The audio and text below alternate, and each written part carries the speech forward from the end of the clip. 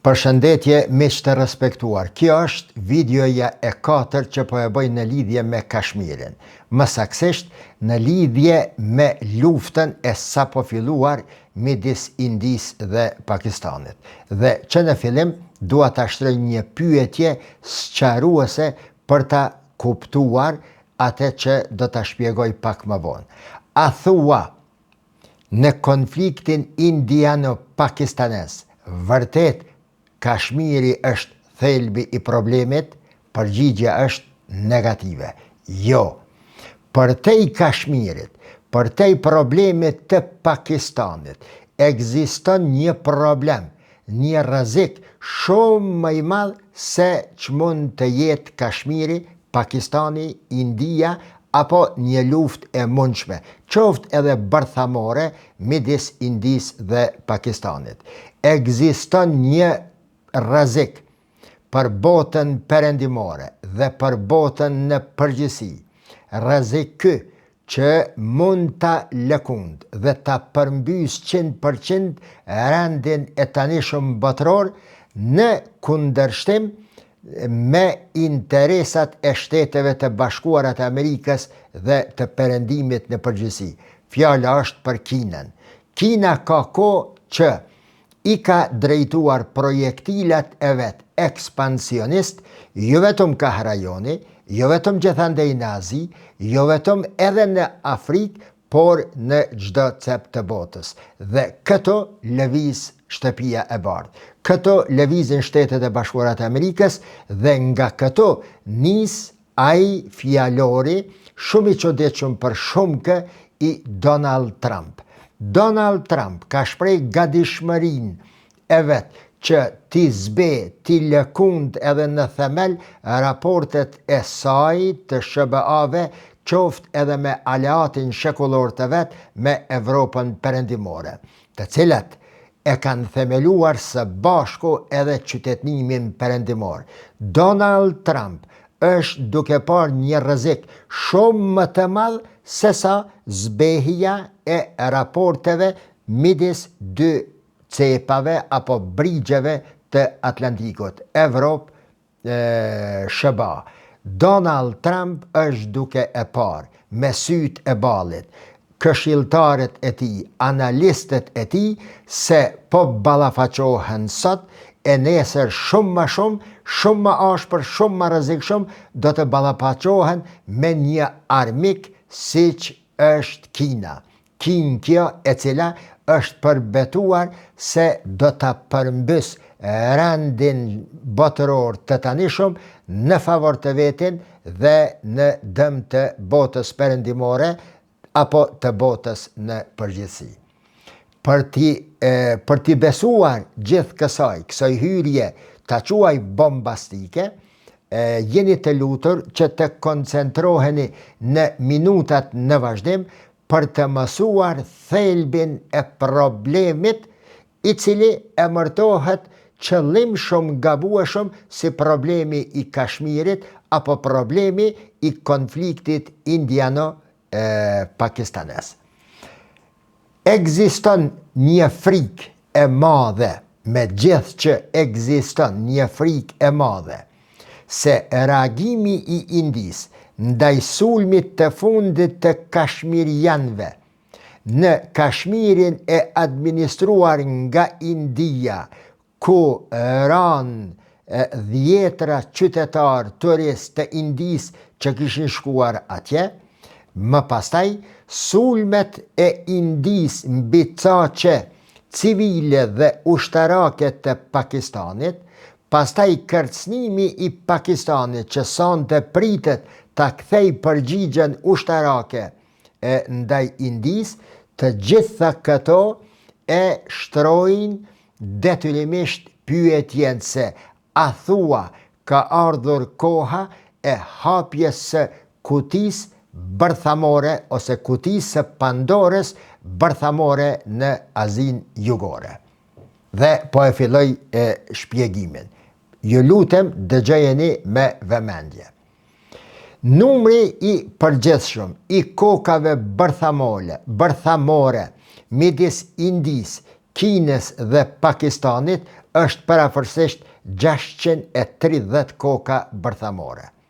Përtej kësaj, Kina kërkon të rris arsenalin e saj atomik bërthamor nga 320 në 1500 koka bërthamore deri në vitin 2035, pra në 10 vjetet në vazhdim. Këto 3 vende, Pakistani, India dhe Kina,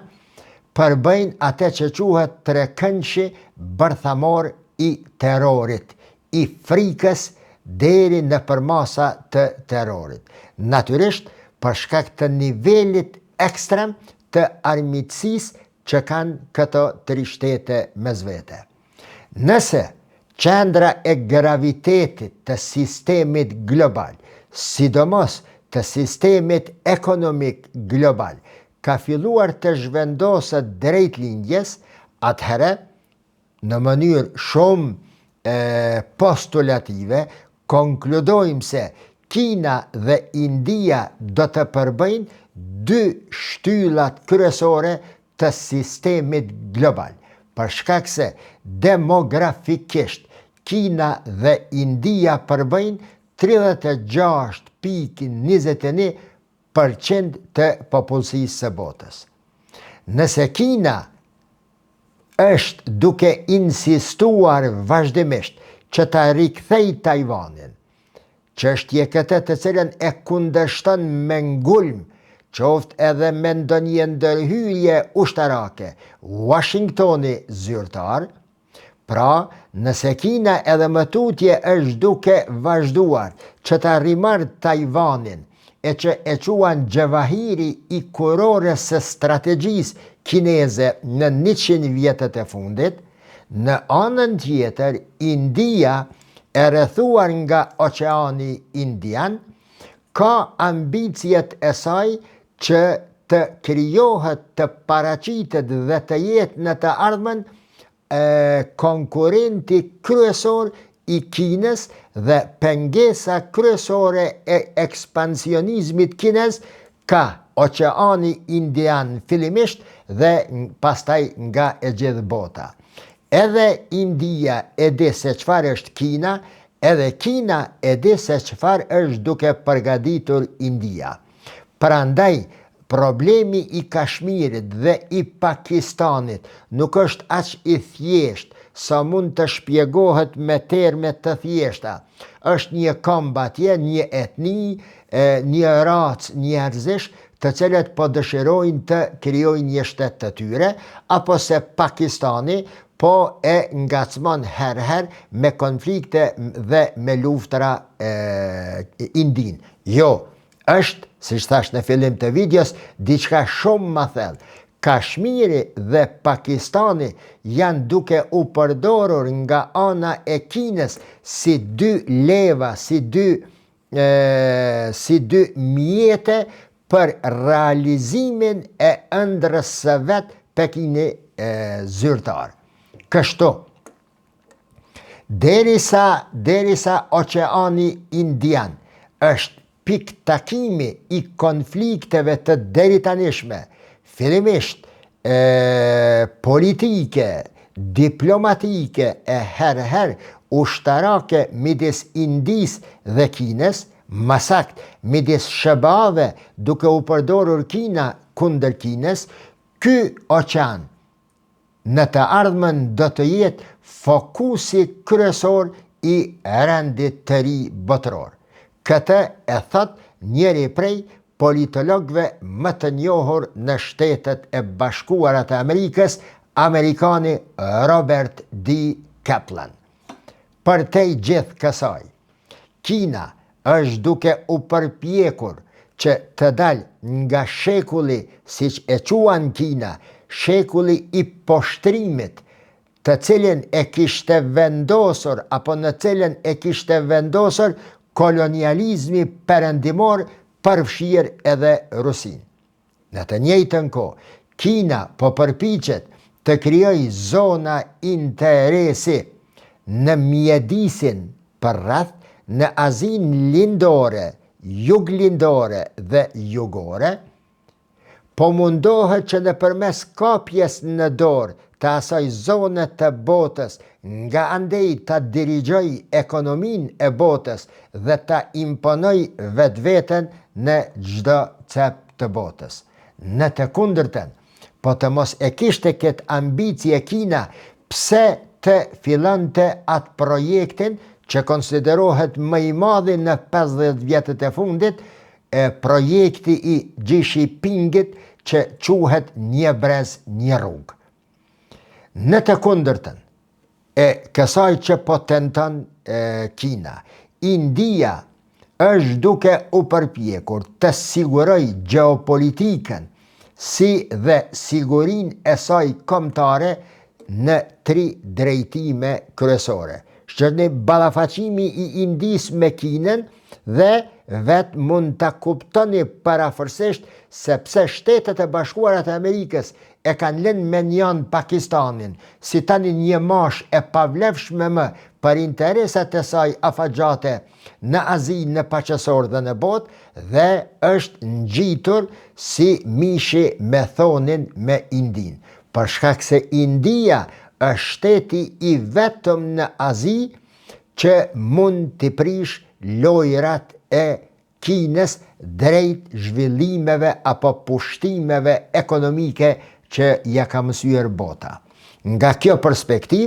thash, Kina është duke punuar në sigurimin e geopolitikës dhe të sigurisë kombëtare të saj në 3 drejtime. 1. Fronti veri perëndimor ku ndodhet Pakistani, veçanërisht pasi ky rajon më parë ishte rajoni nga ku themelohet perandëria mogule dhe perandëri kjo që e kishte pushtuar Indin e atëhershme para perandërake dhe e kishte mbajtur nën administrimin e vetë plot 308 vite. Indianët e din të them rrezikun që mund t'i vinë nga Pakistani. Andaj po mundohet që nëpërmes Kashmirit, herher me iniciativa paqësore, e herher me intervenime ushtarake që ta kërros apo që ta zbut Pakistanin, problemin me Pakistanin. Në anën tjetër, në verilindje tashi, India ka edhe më tutje mosmarrëveshje kufitare me Kinën, me gjithë që, sipas ekspertëve të njohur në botë, në lidhje me atë pjesë të botës, Himalajet janë ato vargmale Himalajet, ato vargmale të larta, atje kemi Mont Everestin, janë ato të cilat i sigurojnë Indis një mburoj e nga ndonjë ndërhyrje ushtarake toksore e Kinës drejt New Delit apo tokave indiane. Dhe së fundmi, por jo më pak e rëndësishme, vija bregdetare e Indis e gjatë 7516 kilometra përbën një kërcënim të vazhdueshëm për sigurinë kombëtare të Indis ka nga fronti detar. India në fakt e di se anglezët e kishin rrëzuar dhe rënuar perandërinë mogule pikërisht nga ana e detit. Prandaj India mundohet që ta siguroj anën detare të saj, oqeanin indian. Prandaj India pa qenë e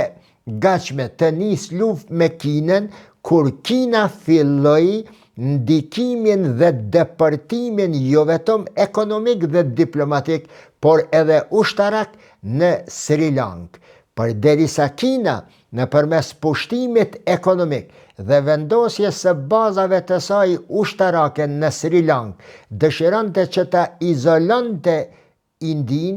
India duke e ditur faktin e kolonizatorëve britanik që e kishin rrëzuar perandorin Mogule Kadeti dhe duke e ditur ambicien ekspansioniste të Kinës që ta mbyll rrugën e Indis ka Oqeani Indian, India vazhdimisht ka punuar që ta zhvilloj flotën e saj ushtarake, që të krijoj një bazë ushtarake detare të atill që Kina të mendoj 100 herë nëse vendos të reagoj diçka me Indin ka ana detare e saj. Për te gjithë kësaj, Britanikët janë ata, sidomos Lordi Louis Mountbatten, ai I cili e kishte ndar Indin me Pakistanin, apo që kishte ndihmuar në krijimin e Pakistanit dhe e kishte bërë me gjithë që një armik I but, I vogël për Indin, e kishte bërë një mollë sherri për qëndrueshmërinë ekonomike, politike dhe të përgjithshme të Indis.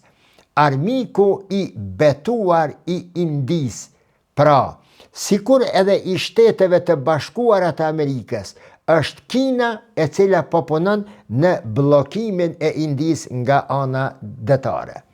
Gjithashtu, Lordi anglez,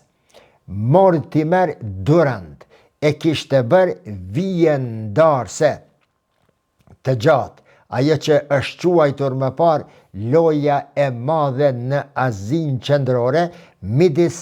anglezëve dhe Rusisë, vija e Durantit, ata të cilët e kanë lexuar gjeopolitikën e Azijës jugore dhe juglindore e din, vija e Durantit është ajo që e vendos Afganistanin e sotëm si një shtet tampon midis fuqive të mëdha të kohës, të atëhershme dhe të tanishme. Pra, midis Indis, Kinës dhe deri diko të Pakistanit. Dhe ky Afganistan është shteti I cili ka krijuar më së shumti probleme në 40 vjetët e fundit në gjithë territorin e Azisë. Fillimisht në luftën e tij për të shliruar nga Bashkimi Sovjetik, tani më Rusia e Putinit, pastaj eksportimi I ekstremizmit islamik ka India dhe Pakistani, pastaj lufta për drogën, heroinën që në Afganistan këto bimët narkotike mbin sikur tek ne në Kosovë që del Pirovini pa e mjell fare, një fuqi botnore e cila nëse po të ishte ajo tokë e Afganistanit ta zëm në dorën e Gjermanisë, të Gjermanëve, të ishte Gjermania, ajo tokë e Gjermanëve apo e Britanikëve, unë jam më së I sigurt se nuk do t'ju duhej as Britanikëve, as Francezëve, as Gjermanëve të punonin kaq shumë për të bërë superfuqi apo fuqi të botës. Do të mjaftonte toka e pleshme për bim narkotike që bin atje nga vetvetio sikur pirovina në tokat tona. Prandaj, loja gjeopolitike që shfaqet në Azinë jugore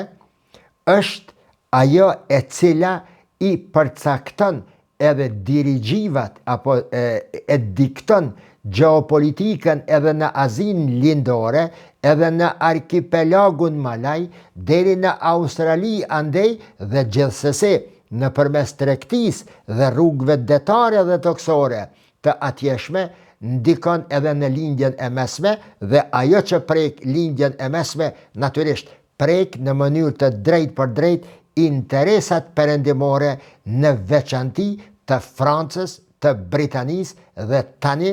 sidomos të Shteteve të Bashkuara të Amerikës. Kështu,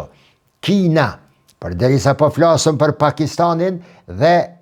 Kashmirin, andaj ju thash se ekziston diçka shumë më thellë, shumë më rrezikshëm përtej asaj që po quhet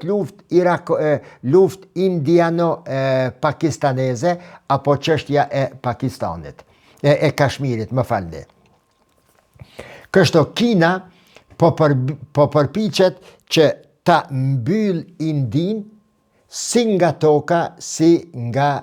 deti. Ajo ka kërkuar dhe po punon për një hegemoni indirekte, fillimisht mbi Sri Lankën, për të ndarë këtë këmbë Indian-Sri Lank që janë një racë dhe për të pozicionuar aty që të mos lejoj fregatat dhe nëndecet e ardhshme indiane televizin si dëshirojnë, sepse Kina e di se pas Indis tani qëndron Washingtoni, qëndron Amerika, dhe natyrisht nga ana tjetër Kina ka investuar hiç më pak se $160 miliard vetëm në Pakistan për të ndërtuar rrugën dhe hekurudhën e cila kalon nga koka e Pakistanit atje tek Kashmiri që lidhet me Kinën dhe zbret tek porti i njohur pakistanez, por që quhet porti i Gvadarit. Pra, njëra anë nëpërmes Kinës, nëpërmes detit don ta bllokoj Kinën, rrjedhimisht Amerikën, nga ana tjetër Kina dëshiron ta bllokoj nga ana toksore nëpërmes kësaj rrugës nga Shangaji nëpër gjithë Kinën, te Kashmiri, nëpër Pakistan, për të zbritur te porti i Gvadarit, që ky port shikon ka xhiri i Omanit dhe natyrisht xhiri i Omanit aty ku futet te xhiri i Hormusit, ku është Irani aty dhe shtetet të tjera, vend në për të cilin kalojnë 27% të sasive të naftës dhe të gazit në gjithë botën. Gjëja më e rëndësishme këtu është që të rrethohet Kina dhe India dhe më pastaj të dobësohet ajo. Në anën tjetër, India vazhdimisht kërkon aleancë me Perëndimin, veçanërisht me Shtetet e Bashkuara të Amerikës. Ajo është duke zhvilluar një aleancë të paparë deri më tani në historinë e saj edhe me Japoninë, mbase disa herë ka marrë pjesë në stërvitje të përbashkëta detare me japonezët. India gjithashtu kërkon një aleancë edhe me Afganistanin. Shiko tash, me Afganistani ka përtej ka mbi Pakistanin, duke shfrytzuar sidomos armiqsinë historike midis popullit afgan dhe popullit pakistanez, midis Afganistanit dhe Pakistanit, armiqsi këtë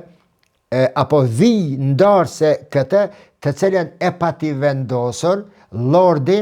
Mortimer në vitin 1893, duke i ndar kombin pashtun në dy pjesë. Njëra mbetet brenda Afganistanit që konsiderohet etnia kryesore që i dikton politikat e brendshme të Afganistanit, dhe pjesa tjetër e kombit pashtun mbetet brenda Pakistanit lindor. Pra kombin kryesor, popullin më të madh të rajonit pashtunët, Mortimeri në vitin 1893 e ndan në dysh. Këtë ndarje pra, duke e shfrytzuar Afganistanin kundër Pakistanit, India mundohet që ta luaj lojën e afrimit ka Afganistani, e ndihmës për Afganistanin. Rrjedhimisht India ka luajtur një rol serioz dhe të pa kontestuar edhe në afrimin e Shteteve të Bashkuara të Amerikës me Afganistanin, e sidomos qëndrimet dhe politikat e Donald Trump përgjatë periudhës së tij të parë si kryetar i Shteteve të Bashkuara të Amerikës. India kështu, një komb kontinental, detar, një ashtu si kur Kina po kërkon të modernizoj vazhdimisht forcat detare për ta stopuar invazionin, edhe njerë po them, dhe ekspansionizmin shumë të rrezikshëm të Kinës në ujrat e Oqeanit Indian dhe nga ndej në botë. India, gjithashtu, së bashku me Shtetet e Bashkuara të Amerikës, po kërkojnë, po punojnë me insistim që ta dështojnë iniciativën e shipingut një brez një rrugë dhe në vend të kësaj të fillojnë projektin në kushte të reja, me pagesa të reja për krijimin e një koridori tok-det, i cili fillon nga Mumbai i Indis dhe nëpërmes gjirit persik, vendeve arabe të shkon më pastaj në Evropë, e nga ndej për te Atlantikut edhe në Shtetet e Bashkuara të Amerikës të transportohen mallrat e këtyre vendeve. Duke e ndjerë këtë lojë të Indis dhe të Shteteve të Bashkuara të Amerikës për demolimin e projektit të shipingut një brez një rrugë, që është në fakt rruga e mëndafshit edhe në për Turqi edhe në për Pakistan, Turqia e nuhat nga larg këtë projekt të ri indiano-amerikan dhe shkon dhe detyron Irakun që ta lidh marrëveshjen me Turqin për atë projektin të cilën e kam përmend më shumë se një herë, projekt 1200 kilometra të gjatë, rrugë, hekurudh, pipelinat e naftës dhe pipelinat e gazit që shkon nga Basra në kufit e Turqis, nga ndej në Rejhanle dhe prej Rejhanle në për ujrat e mesdheut Mediteranit në Evropë dhe në Shtetet e Bashkuara të Amerikës. Turqia e bën këtë përgatitje në mënyrë që nëse realizohet kjo, të ngjitet me projektin indiano-amerikan. E nëse nuk realizohet projekti indiano-amerikan,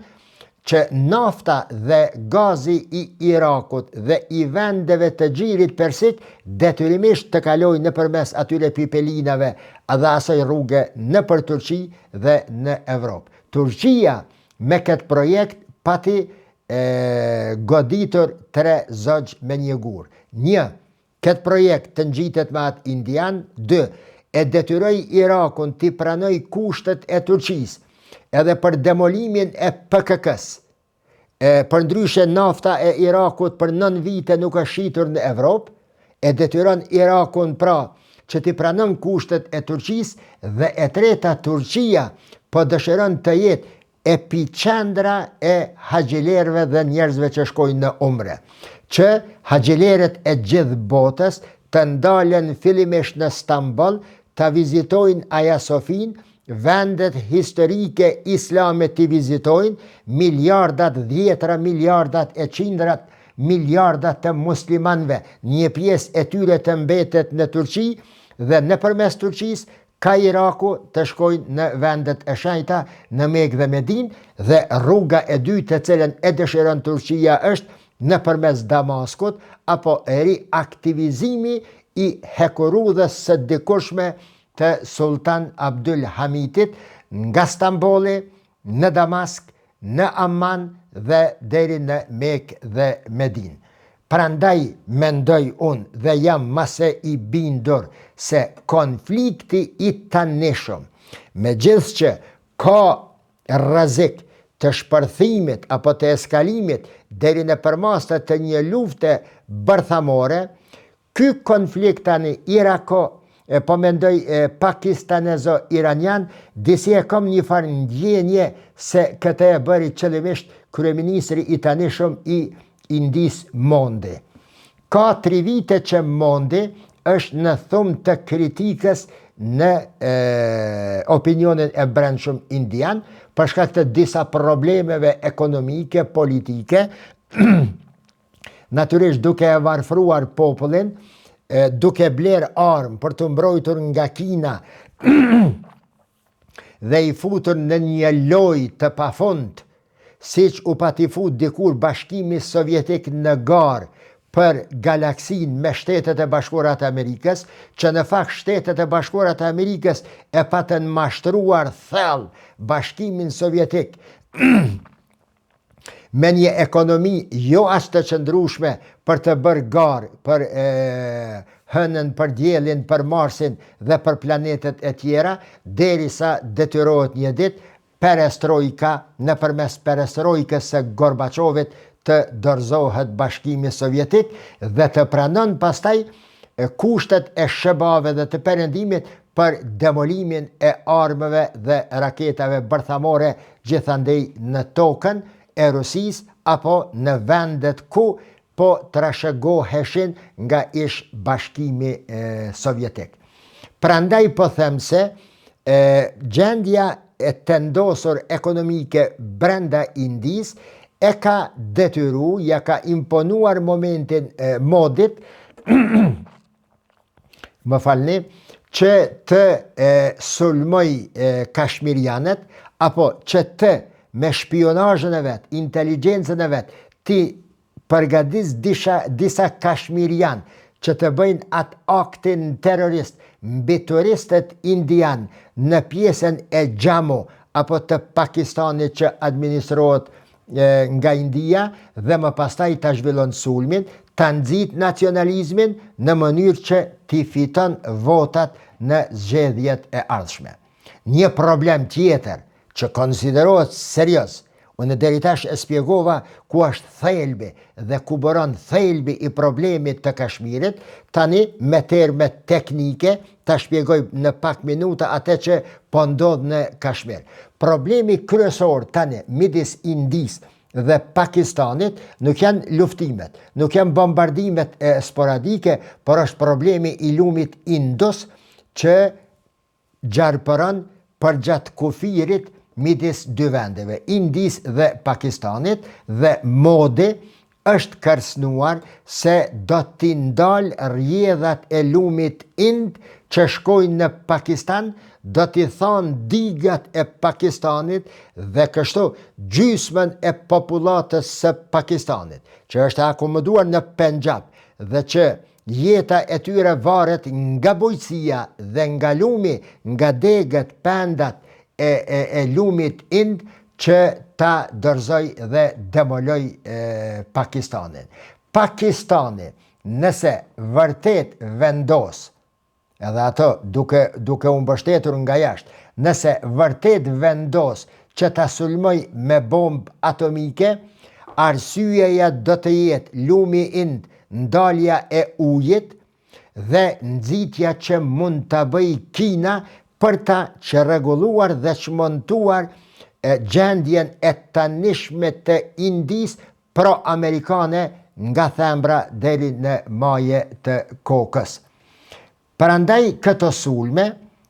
unë i konsideroj si të përgatitura nga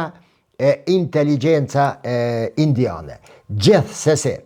edhe pse po them se ekziston mundësia e përdorimit të bombave bërthamore, e që unë besoj, analizat e mia nuk e shohin këtë rrezik si rrezik potencial. Është më shumë një lojë nervash, lojë fjalësh, lojë e ca aeroplanëve luftarak pakistanezo-indian për konsum të brendshëm. Megjithatë, nëse rastisht fillon kjo luftë, shtrohet pyetja se çfarë mund t'i ndodh botës. E para, temperaturat globale mund të bien nga 2 deri në 8 gradë Celsius. Rreshjet mund të ulen nga 15 deri në 30%. Dhe kjo do të shkaktoj atë që shprehet me termet më katastrofike, dimri bërthamor në atmosferë. Çfarë do të thotë dimri bërthamor në atmosferë? Rajonet përreth do të preken drejt për drejt nga këto ndryshime atmosferike, natyrisht për shkak të vendodhjes së afër të kësaj lufte, do të dëmtohen deri në 90% bujqësia dhe blegtoria e vendeve, ndërsa ato vende përbëjnë tani afër 40% të popullatës së botës, ndërsa deri në 30% e ekonomisë botnore, që është BRICS-i, varet nga ato shtete, hek nga aty Brazilin dhe Afrikën jugore, më pastaj do të ketë përveç humbjeve dhe dobësimit të efikasitetit të prodhimit bujqësor, komunikacioni, telekomunikacioni, pastaj satelitët botnor do të dëmtohen në galaksi atje dhe do të shpërfaqet një çmontim i papar deri më tani në planetën e tokës. Natyrisht, çmimet e ushqimeve gjithkund në botë do të rriten me një shpejtësi marramense, konsumi i energjisë mund të rritet dhe mund të shfaqen probleme të mëdha shëndetësore gjithandej në botë, sidomos në kancerin e mushkërive nëpërmes frymarrjes dhe kanceri i likurës, kështu që siguria globale do të jetë në një rrezik të papar deri më tani. Ndryshimet klimatike, si rezultat i hedhjes së bombave atomike dhe bërthamore midis këtyre dy vendeve, do të prekin edhe Evropën, Ballkanin, ndërsa llogaritur sipas ekspertëve, Evropa juglindore ku është edhe Ballkani aty, më së shumti do të preken në bujqësi, në blegtori, si dhe në paraqitjen e kancerit në përmasa dhe shpejtësi marramense. Nisur nga të gjitha këto rreziqe, Guterres deklaron se bota është para një rreziku të madh dhe kjo botë e tanishme nuk është në gjendje të përballojë një luftë të mundshme bërthamore midis këtyre dy vendeve. Dhe për fund, edhe një herë me pak fjali. Problemi kryesor sot i botës sot është Kina, sepse është fuqizuar aq shumë ekonomikisht dhe me ndikim të gjithanshëm në jetën shoqërore, sa është bërë kërcënuesi kryesor i rendit botëror, të cili ka ekzistuar deri më tani dhe i atij rendi botëror të cilin po punon që ta imponoj Donald Trump. Andaj, mos them ju porosis, por mendimi jam është deklaratat e Donald Trump, qëndrimet e tij, vendimet e tij në lidhje me Grenlandën, me Kanadan, me kanalin e Panamas, me Meksikon, me Afrikën, me vendet e lindjes së mesme, me sipas teorisë doktrinës James Monroe në Amerikën Latine, pastaj me Indin, me vendet arabe, heshtja apo ndalimi i luftës edhe me Jemenin, për cilin do të flas, kush është përfituesi kryesor pas vendimit të Donald Trump që të ndalet bombardimi i Jemenit. Pastaj afërsia me Rusin, pastaj politikat e çuditshme në sytë atyre që nuk i lexojnë thellë gjeopolitikat e botës,